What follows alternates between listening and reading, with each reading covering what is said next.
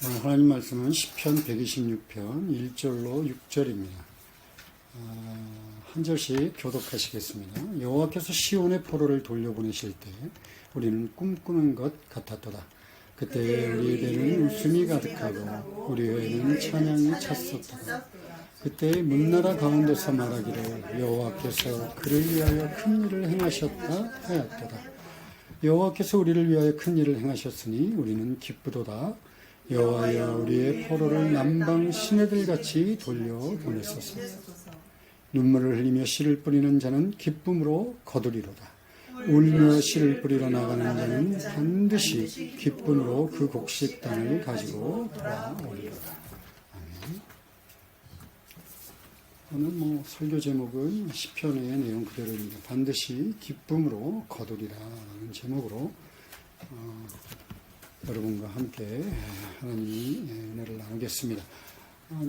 126편은 아주 짧지만 여기 전체에 그냥 정말 그 당시 바벨론 포로에서 귀환한 고향으로 돌아온 사람들의 그 기쁨이 정말 생생하게 기록되어 있습니다. 그런데 그뿐만이 아니라 돌아와 보니까 현실은 그렇게 기쁨을 주는 그런 현실은 아니었던 모양이에요. 그럼에도 불구하고 눈물이 가득한 현실을 바라보면서도 포기하지 않고 장차 온전히 성취하실 하나님에 대한 희망을 또한 노래하고 있습니다. 오늘은 126편을 전체를 살펴보면서 지금 이 시대에 살고 있는 우리들에게는 어떤 말씀을 하실까 함께 생각해 보기를 원합니다. 본문은 이제 크게 두 군데로 이렇게 나눌 수 있어요. 1절부터 3절, 그리고 이제 4절부터 6절을 구별할 수 있습니다.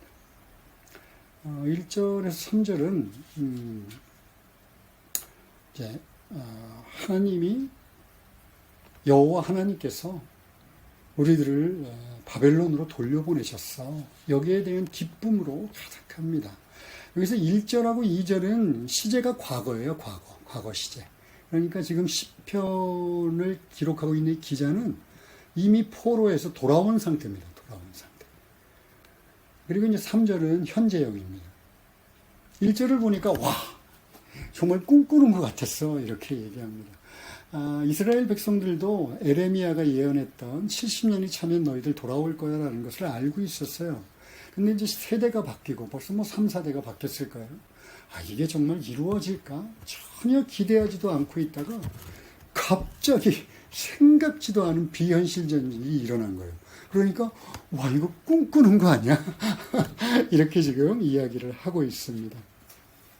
이 사실이 너무 기쁘고 그래서 입에서 웃음이 떠나지 않았다는 얘기예요. 그뿐만이 아니라 갈 때마다 하나님 감사합니다. 찬양이 끊이지 않았다라는 이야기입니다.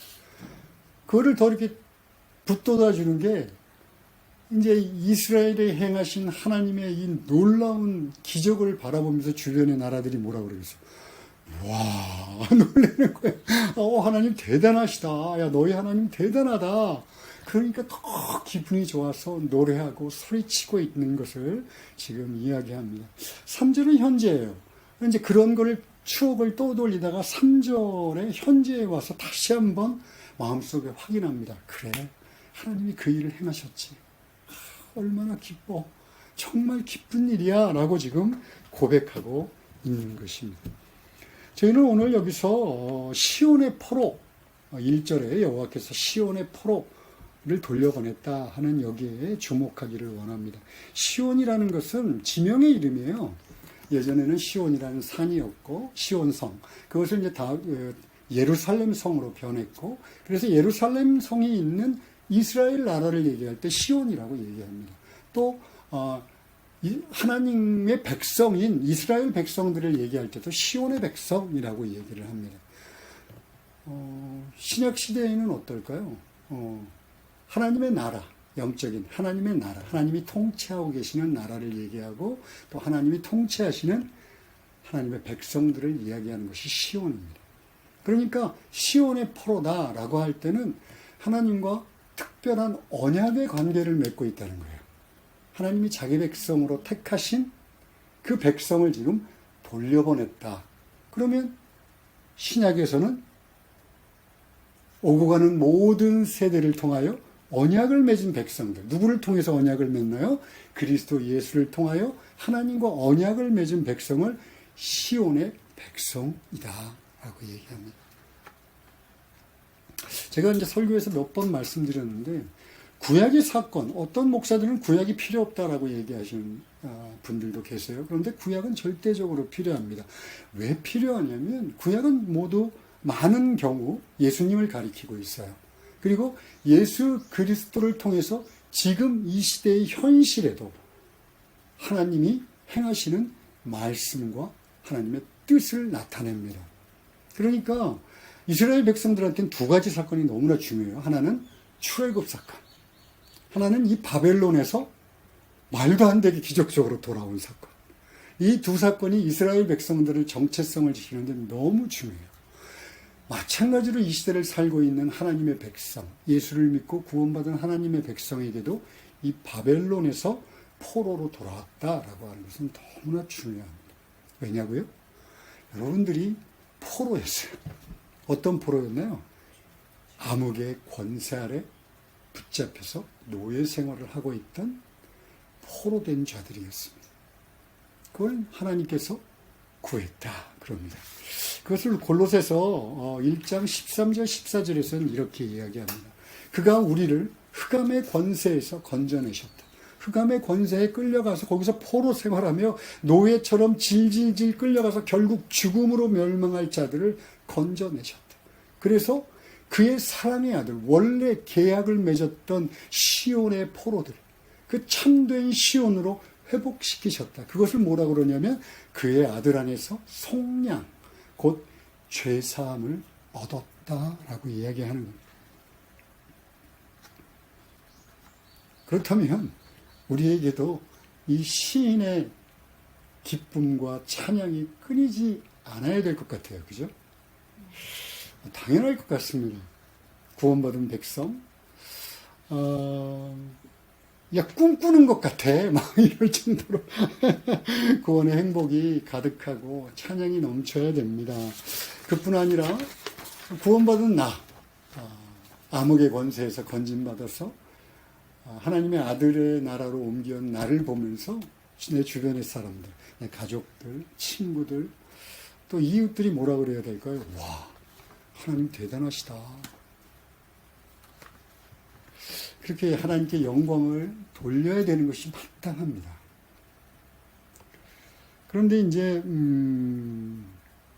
그렇지 않은 경우가 많죠. 물론 처음 예수 믿었을 때를 떠올려 보면 다들 감격을 갖고 있을 거예요. 기뻤고 뭔가 새로운 일이 일어날 것 같아가지고 마치 꿈꾸는 것 같고 아침에 눈을 떠서 교회에 달려가는 것을 너무 기뻐했고 예수 믿은 사람들과 교제하는 것이 너무 즐거웠고 예배를 그렇게 열심히 사모했고 뭐 어쩔 때는 막 감격의 눈물을 흘리면서 구원의 기쁨을 표했을 것입니다. 그런데 어느 순간부터인가 억지로 쥐어짜지 않으면 이 감격이 나오지 않습니다. 눈물을 흘리는 사람들을 보면 저 사람은 왜 이렇게 눈물을 흘려? 이상하네. 환희와 감격은 시들고요. 마치 안개 속을 헤매는 것만 같습니다. 내가 예수 믿은 건가? 혼돈의 시간을 보내기도 합니다. 근데 오늘 시편의 기자도 끝까지 읽어보면 그런 어려움에 눈물을 흘렸다 이렇게 기록하고 있습니다. 먼저 4절을 먼저 봅시다. 여호와여 우리의 포로를 남방 시내들 같이 돌려보내소서. 그래서 남방 시내라는 건 유다 나라의 남방을 얘기해요. 남쪽을 얘기해요. 여기는 굉장히 거칠고 메마른 땅입니다. 비가 거의 오지 않아요. 그래서 시내가에 흔적은 남아있고 흔적이 없는 것도 있어요. 모래바람에. 그냥 물이 전혀 흐르지 않습니다. 그런데 가을이 되면 추수기가 되면 겁나게 비가 내려요. 요즘 뭐 국지성 호우가 내리듯이 겁나게 비가 내리고 그렇게 되면 이제 막 없어졌던 시내로 막 물이 넘쳐 흐릅니다. 그렇게 되면 사진에서 본 분들 있겠지만 온 사방에 꽃들과 푸른 생명들이 차고 넘쳐요. 지금 시편 기자는 그걸 떠올리고 있는 거예요. 하나님, 저희가 와보니까 이 땅이 마치 유대의 남방 같아요. 메마른 땅처럼 아무도 돌보는 사람이 없어서 거칠고 너무 황무하기 끝이 없어요. 하나님 앞에 기도합니다. 하나님, 그 남방 땅에도 비가 내리면, 은혜의 단비가 내리면 생명이 넘쳤던 것처럼 하나님 남아있는 포로들을 속히 돌려보내주셔서 이 시온 땅에도 생명이 넘치게 해주십시오라고 기도합니다. 아마 이 시인은 1차 포로 귀환쯤에 돌아온 사람 같아요. 그런데 포로 귀환이 됐지만 뭐 사회 정치적인 문제로 돌아온 수는 그렇게 많지 않았습니다. 돌아와 보니까 너무 황당한 거죠. 자기들 눈앞에 있는 현실은 뭐 완전히 여우굴이 되어 있고 뭐 잡초들고 황무지로 무성합니다. 그런데도 그러니까 아마 하나님 앞에 더 기도하고 있는 것 같아요. 남방의 시대를 꿈꾸며 생명에 대한 충만함을 기도하고 있습니다. 앞서 골로새서에 봤지만 우리들은 단 한 번에 하나님의 아들의 나라로 옮겨진 사람들입니다. 즉 예수 믿고 단번에 의인이라 칭함을 받은 존재입니다. 그런데 여전히 이 땅을 살아갑니다. 더군다나 냄새나는 죄의 옷을 그대로 입은 상태에서 거기다가 예수 그리스도의 의의 옷을 덧입은 상태로 살아가요. 여전히 냄새나고 하나님이 돕지 않으시면 이 세상의 실패와 좌절 속에서 허덕거립니다. 유혹 앞에서 아무것도 아닌 유혹 앞에서 넘어져갖고 내 자신이 미워질 정도로 연약하기 그지없습니다. 어쩔 때는 얼마나 추악한지 모릅니다. 자기밖에 모릅니다. 욕심껏 사람들을 욕합니다. 원치 않지만 죄를 지으며 살아갑니다. 마치 포로에서 돌아왔더니 황무지 같은 내 자신을 바라보는 거예요. 어느새 내가 주변 사람들이 너 예수 믿어서 정말 변했구나. 이거는 어느새 사라져버리고 이제 스스로도 내가 정말 예수 믿고 구원받은 죄가 맞나? 그런 의심마저도 듭니다. 그래서 막 억지로 짜냅니다. 난 예수 믿었어. 그런데 마음 한켠엔 불안합니다. 마치 거친 황무지에서 바짝 말라버린 것 같은 신앙생활을 하고 있습니다. 어떻게 하면 좋을까요? 기도해야죠. 시편 기자가 기도하잖아요. 근데 그냥 기도해서는 소용이 없어요. 하나님 도와달라고 그러면 하나님이 금방 도와주시면 좋겠는데 하나님은 먼저 우리에게 요구를 하시는 게 있어서 쉽게 도와주지 않으십니다. 오히려 상황은 더 막 어려워지는 것 같아요. 경제적으로 또 육체적으로 또 어떤 관계가 틀어지고 그래갖고 영적으로 더 막 힘들고 어려워져요. 남방이라고 하는 아무것도 아닌 단어로 지나갈 수 있는 우리들이 황무지라는 걸 고백해야 합니다. 하나님, 제가 예수를 믿었는데도요, 황무지 같아요. 바짝 말라 있는 것 같아요. 기쁨이 없어요, 하나님. 하나님이 은혜의 담비를 늘 부어주셔서 생명이 넘쳐야 하는데 나는 오히려 사망이 넘치는 것 같아요. 먼저 고백해야 합니다. 그리고 눈물로 그 시내가 넘치는 것을 꿈꿔야 합니다. 하나님 회복시켜 주십시오. 하나님이 회복시켜 주셔야지만이 내가 이 포로로 돌아온 암흑의 권세에서 하나님의 은혜로 돌아온 자처럼 살 수 있습니다. 여러분, 우리가 의지할 곳이 이 땅에 뭐가 있습니까? 늘 다시 원점으로 돌아가 물어보면 없어요, 없어. 오직 하나님 말고는 없습니다. 그렇다면 기도하는 것 말고는 답이 없는 거 아닌가 싶습니다. 5절, 6절 읽겠습니다. 눈물을 흘리며 씨를 뿌리는 자는 기쁨으로 거두리로다. 울며 씨를 뿌리러 나가는 자는 반드시 기쁨으로 그 곡식단을 가지고 돌아오리로다. 와, 이 시편 기자는 지금 희망과 소망으로 가득합니다. 내가 반드시 기쁨의 단을 거둘 거야. 그런데 이 시편의 기자의 소망이 참으로 소망이 되려면 그 앞에 있는 눈물을 흘리며 씨를 뿌리는 그의 현실을 깊이 묵상하지 않으면 안 돼요.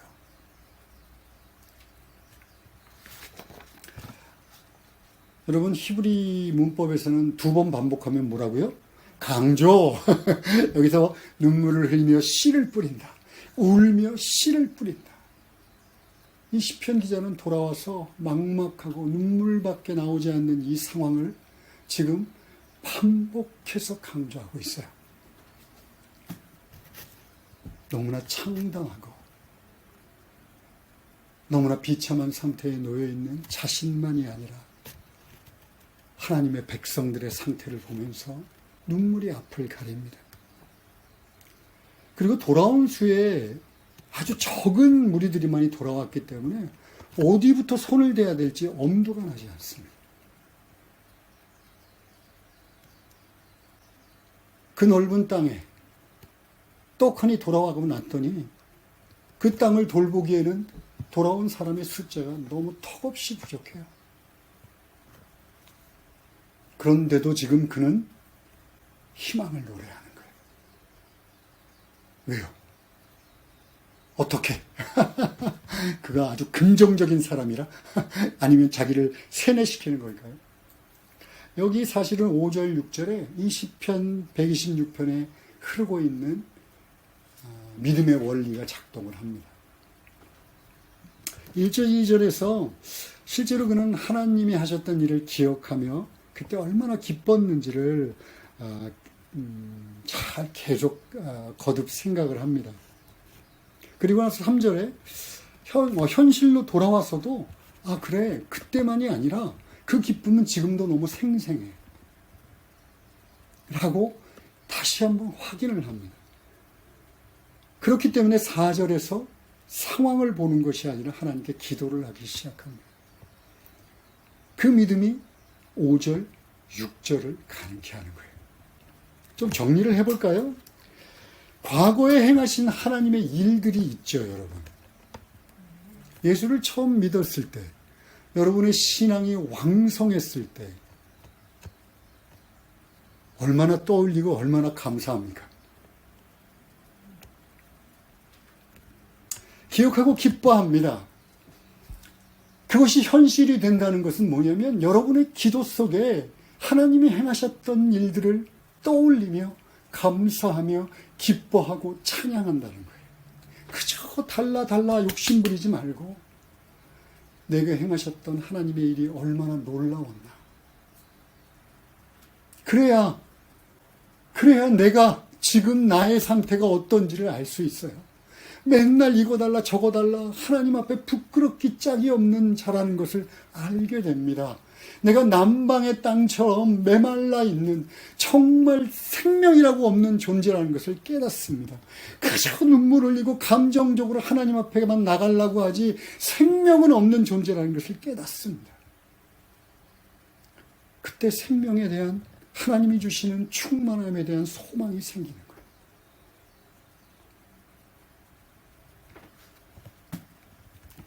여기서 5절, 6절에 눈물을 흘리며 울며 씨를 뿌리러 나간다는 이 동사의 시제가요, 아오리스트라고 하는 시제인데 한 번으로 끝나는 시제가 아니라 계속 반복되는 시제.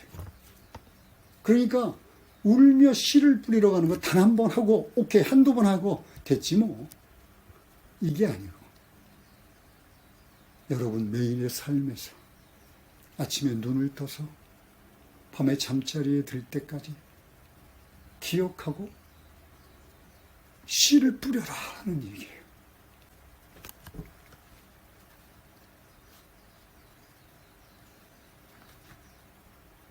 여러분, 정말 하나님이 여러분들의 인생에 자비하셨고 전능하셨고 여러분들을 구원으로 인도하셨고 그렇게 사랑이 많으신 분이라 믿습니까?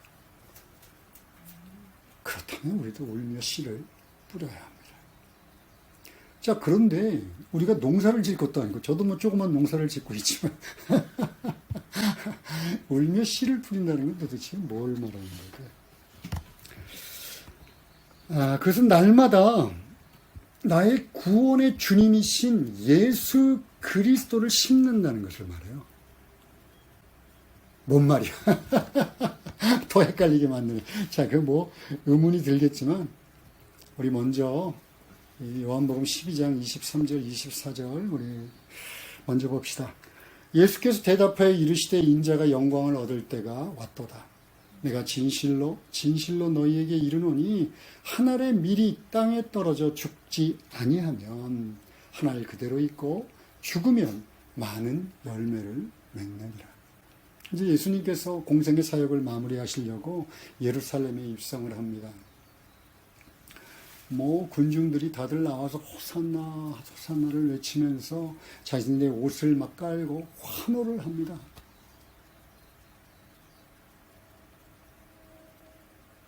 그런데 그들의 환호와는 다르게 이제 예수님은 자신 앞에 무엇이 기다리고 있는지를 알아요. 이제 곧 붙잡혀서 수치를 당할 것이고 매맞음을 당할 것이고 가시관이 쓰여질 것이고 결국 십자가에 달려 죽고 말 것입니다. 그런데 23절에서 이렇게 얘기합니다. 예수께서 대답하여 이르시되 인자가 영광을 얻을 때가 왔도다. 뒤에는 아버지의 이름이 영광스럽게 될 때가 됐다. 이렇게 얘기합니다.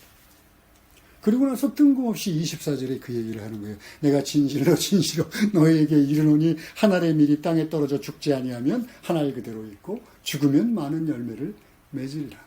아마 그 시대의 이스라엘 백성들은 이 얘기를 듣고 뭐야? 뭔 소리야? 다들 그렇게 생각했을 거예요.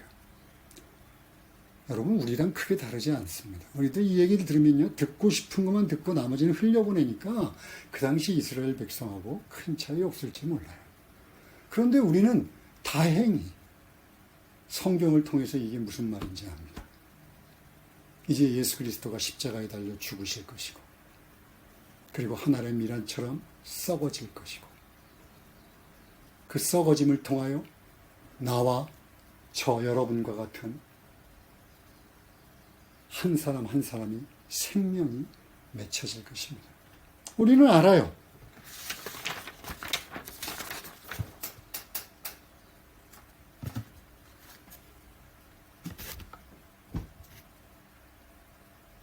하늘의 미랄이 되신 예수님은 아까도 제가 계속 거듭 반복하지만 단 한 번에 죽으셔서 의를 위해 다시 살아나셨습니다. 죄에 대해서 단 한 번에 죽으셨어요. 그리고 그로 인하여 의로 인해서 살아나셨고 우리가 그것을 믿는 순간 우리는 모두 생명을 얻습니다. 그런데 생명이 내 안에서 충만해지기를 원한다면 성령의 충만함을 사모하는 것처럼 매일 예수 그리스도의 씨앗을 심어야 합니다. 나가 예수를 심어야 합니다. 예수를 심는다는 것을 여러 가지로 설명할 수 있지만 오늘은 단 한 가지만 설명하겠습니다. 아니, 강조하고 싶습니다. 요한복음 1장의 말씀처럼 태초에 말씀이 계셨다. 이 말씀이 누구라고요? 예수 그리스도. 이 말씀이 육신을 입고 이 땅에 오셨어요. 예수님께서 열매의 풍성한 비유를 할 때도 말씀이 땅에 떨어졌다. 씨앗이라고 얘기합니다.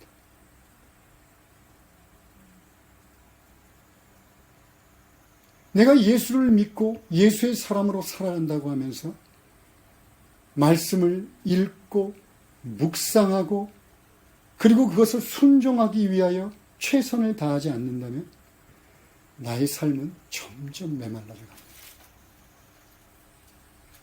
제가 6년간 이 얘기를 또 합니다.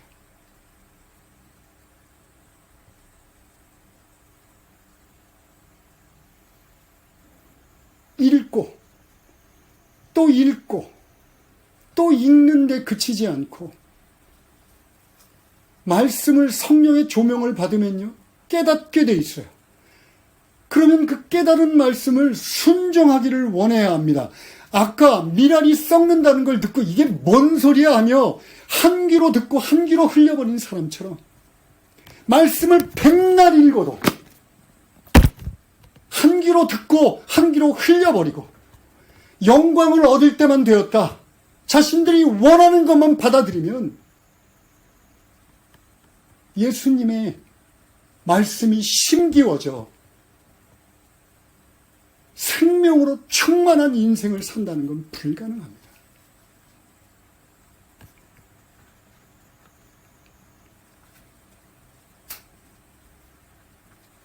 단 한 장이라도 좋으니까 매일 시간을 구별해야 합니다. 어려운 성경책 먼저 읽으려고 하지 말고 창세기, 출애굽기, 사복음서 그거라도 먼저 계속 반복해서 읽으십시오.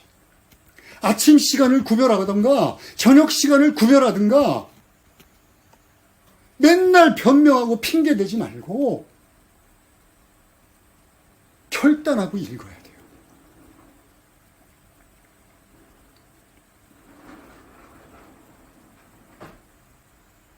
그리고 기도하고 간구해야 합니다. 하나님 순종할 수 있게 해주십시오. 순종할 수 있게 해주십시오.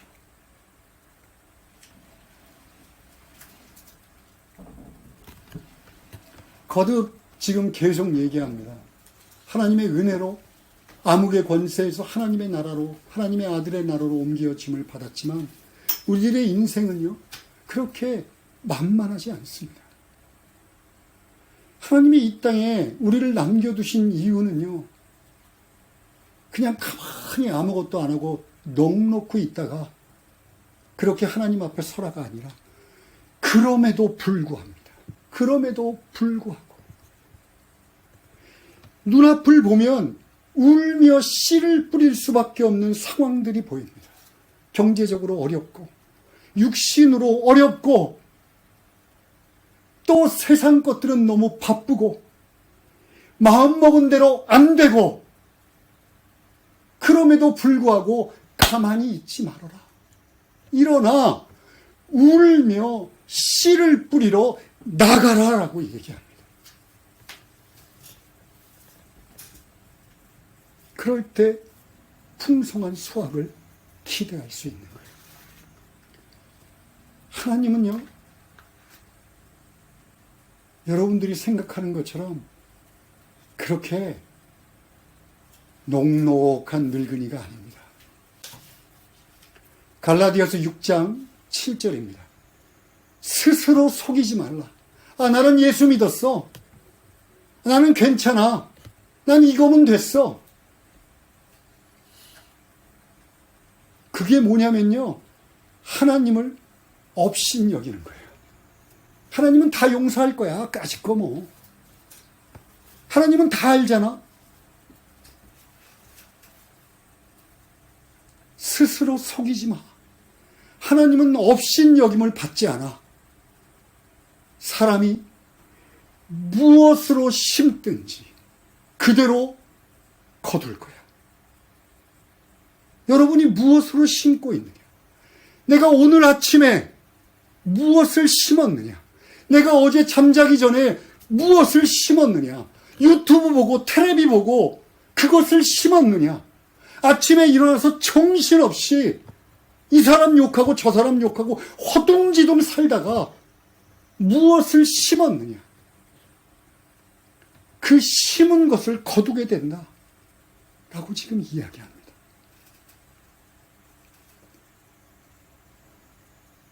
딱딱하게 굳은 마음으로 의무감으로 기도 시간에 억지로 나가서 그저 빨리빨리 속사포로 원하는 거 다 읽고 말씀 본다 그러면서 나는 말씀이 잘 안 돼.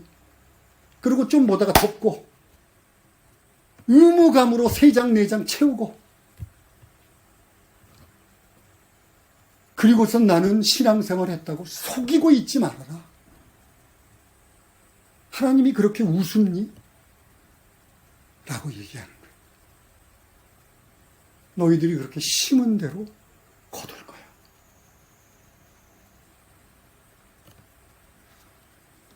여러분은 무엇을 심고 계십니까?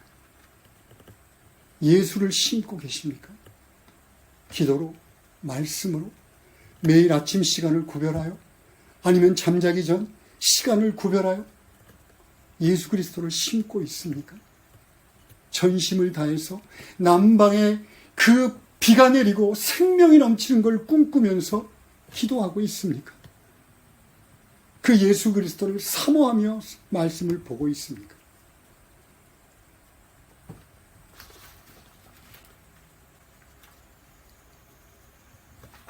그렇다면 하나님이 여러분에게 하시는 이 위로의 말씀을 꼭 기억하시기 바랍니다. 로마서 8장 18절입니다. 생각하건대 현재의 고난은,